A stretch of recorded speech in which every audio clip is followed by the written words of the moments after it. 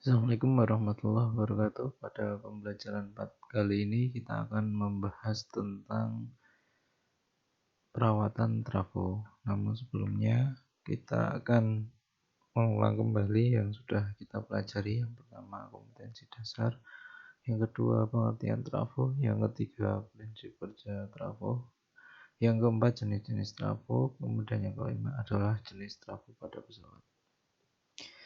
Ini hanya sekedar mengulang saja yang kemarin sudah kita bahas.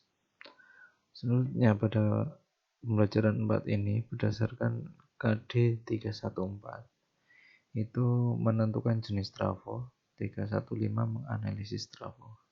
Di 314 ini sejajarnya adalah 414 melawat jenis trafo. Oleh karena itu mari kita membahas tentang perawatan jenis-jenis trafo. Jenis-jenis trafo sendiri ada banyak yang ada di pesawat. Misalkan yang tampil di gambar ini adalah transformer yang beroperasi pada frekuensi antara 50 Hz sampai dengan 50 kHz. Tentu dengan jenis yang berbeda akan memiliki standar perawatan yang berbeda. Sebelum masuk ke cara-cara merawat transformator, kita harus mengerti dulu alasan kenapa transformator itu perlu perawatan. Yang pertama, jika melihat dari fungsinya, trafo itu adalah alat bantu penyedia daya listrik pada sebuah perangkat listrik yang digunakan manusia. Dalam hal ini adalah pesawat. Pesawat yang semula konvensional, tidak menggunakan listrik atau hanya menggunakan listrik di beberapa bagian saja, kini mulai lambat laun akan semuanya serba listrik. Di Airbus 380 dan Airbus 350 itu mungkin mereka menghindari hidrolik, sedangkan di Boeing 787 mungkin mereka menghindari pneumatik.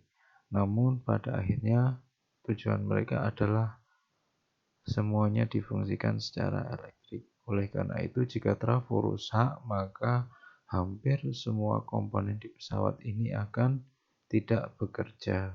Otomatis pesawat akan berbahaya bagi keselamatan penumpangnya. Itu alasan yang pertama. Nah, alasan yang selanjutnya tentu saja berkaitan dengan ini, yaitu adalah keselamatan para penumpang. Nah, berdasarkan alasan tersebut, maka kita perlu mempelajari tentang cara merawat transformator. Dalam hal ini, saya tidak membahas secara spesifik, namun secara general saja. Nanti bisa kalian aplikasikan di trafo manapun. Langkah-langkahnya secara singkat seperti ini. Yang pertama adalah kenali jenis trafo. Yang kedua, kenali prinsip kerja trafo. Yang ketiga, kenali komponen trafo. Yang keempat, kenali beban trafo. Yang kelima, kenali pemasangan trafo. Yang keenam, kenali indikasi bahaya yang ada di trafo. Masuk di poin yang pertama. Sebelum kalian melakukan perawatan trafo, yang pertama kalian pelajari adalah jenis apa trafo yang akan kalian rawat. Setiap jenis trafo itu memiliki perawatan yang berbeda. Tentu saja untuk yang trafo dengan pendingin oli itu kan berarti perlu ada perawatan khusus terhadap olinya. Namun jika trafo yang tidak beroli seperti ini trafo yang untuk ukuran tegangan rendah, trafo distribusi, ini kalian hanya perlu mengecek kabel-kabelnya sampai ke soket itu dengan sempurna atau tidak. Kemudian cek isolatornya yang ada di lilitan. Kemudian cek rangkaian yang akan tersambung ke sini. Apakah ada kabel positif yang negatif akan terhubung atau soak isolatornya perlu kalian cek. Kemudian di sini kan ada banyak baut-baut ini. Jika ada yang berkarat atau justru malah inti trafonya, batang besinya ini berkarat, mungkin perlu diberi pelumas atau penghilang karat seperti WD-40. Kemudian setelah mengenali jenis trafonya, kita harus mengenali prinsip kerja trafo tersebut. Secara umum, prinsip kerja trafo adalah sebuah batang besi yang terdapat dua buah lilitan primer dan sekunder. Berawal dari ini, varying current in this coil created by varying B field. B field ini adalah medan magnetnya. Varying berarti bermacam-macam arus yang melewati koil.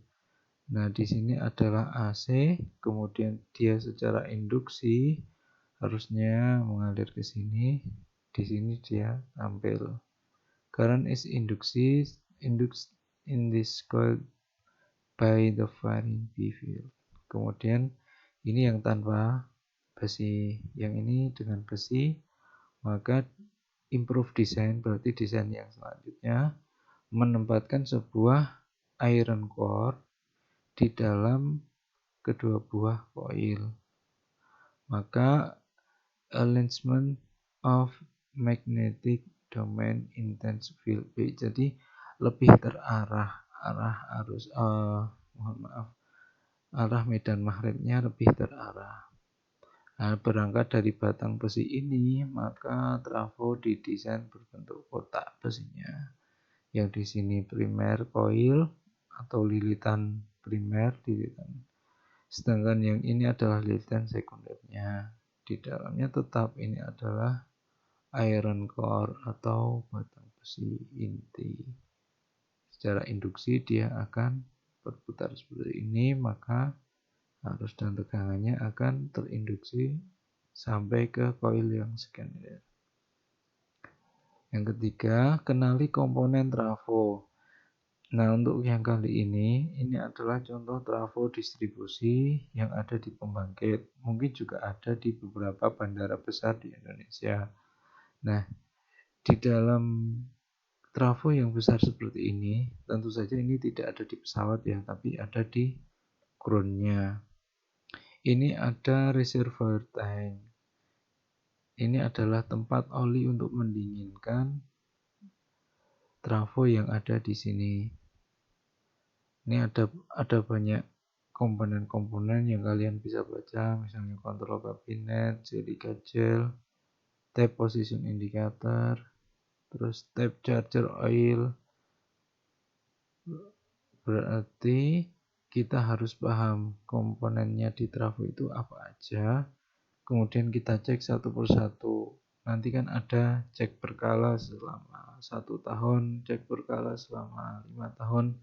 Nah, itu nanti ada di manualnya. Biasanya sudah disertakan beserta dengan jangka waktunya. Misalnya kalau setahun itu komponen ini yang diperbaiki, kemudian setelah 5 tahun komponen ini perlu diganti. Nah, itu kita harus kenali komponennya dan kapan itu perlu replacement atau pergantian.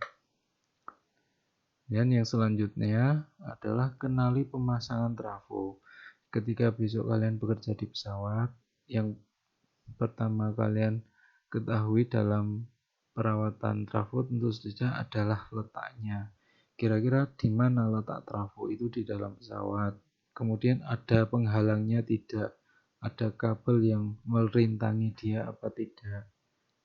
Kemudian kenali juga groundnya berfungsi atau tidak di pemasangannya tersebut. Dan tidak lupa kenali jalurnya yang masuk ke trafo maupun yang keluar.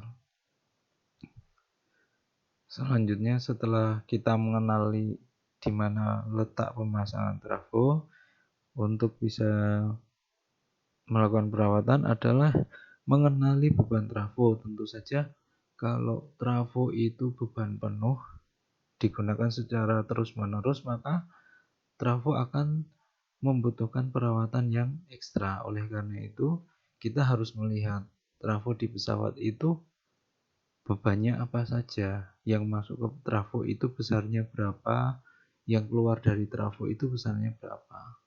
Misalnya di sini yang distribusi tersentral berarti dia di kokpit ya, di bawah kokpit itu dia dapat inputan 115 volt AC dari generator 1 kali 120 kV ampere.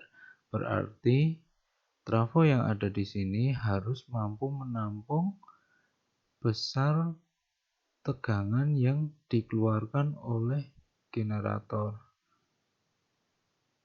Setelah itu, dia juga harus mampu mendistribusikannya ke beban. Nah, dengan besaran seperti ini, tentu saja trafo membutuhkan kerja yang sangat ekstra. Oleh karena itu, perlu dilakukan perawatan secara berkala. Kemudian yang ini, remote distribution, ini berbeda dengan yang tersentral tadi ya. Kalau yang tersentral itu kan dari generator, dia masuk ke feeder. Feeder itu adalah jalur utama kelistrikan. Kemudian dia baru disebarkan ke beban. Nah, kalau yang ini, dia dari generator masuk ke, istilahnya ini adalah pengontrol kedua. Letaknya ada untuk external powernya masuk sini, yang dari generator juga masuk sini, jadi nanti dari sini dia membagi. Kemudian ada APU, auxiliary power unit, yang ini adalah generator cadangan, generator untuk emergensi saja. Ini juga masuknya di sini, baru mereka dibagi ke beban-bebannya. Kalau melihat jumlah yang dihasilkan generator ini tentu saja lebih besar, yaitu 2 kali 250 kVA, sedangkan yang tadi cuma 1 kali 120 kVA.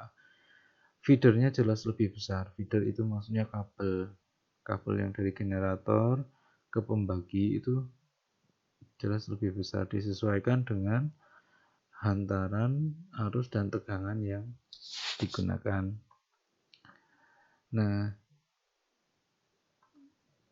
secara garis besar kita sudah tahu bahwa untuk merawat trafo itu kita harus mengetahui jenis-jenisnya, prinsip kerjanya, komponennya, bebannya, pemasangannya di mana dan bagaimana, dan yang terakhir adalah indikasi bahaya. Indikasi bahaya ini kita bisa lihat dari komponen-komponennya ketika kita melakukan perawatan terjadwal, perawatan rutin berkala. Itu kita bisa mengetahui melalui manual book bahwa kalau ada indikator ini berarti yang rusak ini. Oke, mungkin untuk pembelajaran 4 itu yang terakhir adalah tugas. Di tugas 4 ini saya harapkan kalian mengumpulkan semua, karena ini sebagai presensi juga. Jadi kalau tidak mengumpulkan kan apa harapan saya, semua mengumpulkan.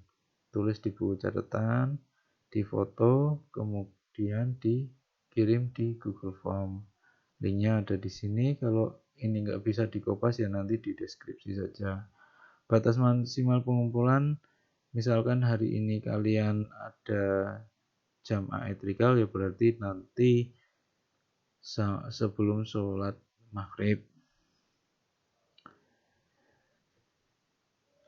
Demikian untuk pembelajaran 4 kali ini. Wassalamualaikum warahmatullahi wabarakatuh.